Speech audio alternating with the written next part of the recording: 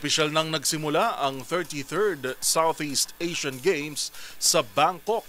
Bitbit ng Pilipinas ang pinakamalaking delegasyon nito sa kasaysayan. Pinangunahan nina Alex Ayala at Brian Bagunas ang Parade of Nations habang target ng Team Philippines na higitan ang medal haul nito mula 2023. Magbabalita si Matchpoint Millie Borja.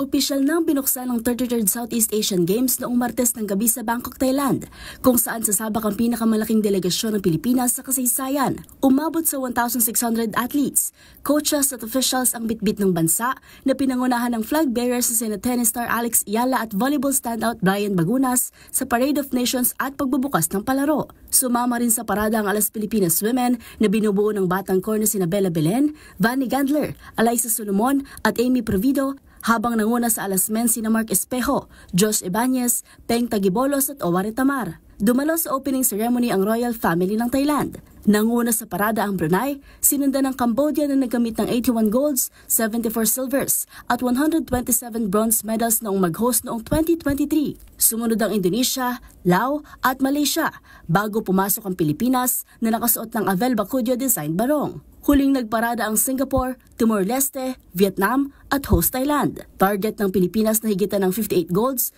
86 silvers at 116 bronze na nakuha nito sa nakarang edisyon kung saan nagtapos ang bansa sa ikalimang pwesto. Para sa MBC TV Network News, ito si Millie Borja ng Deezer HTV, una sa Pilipinas, una sa Pilipino.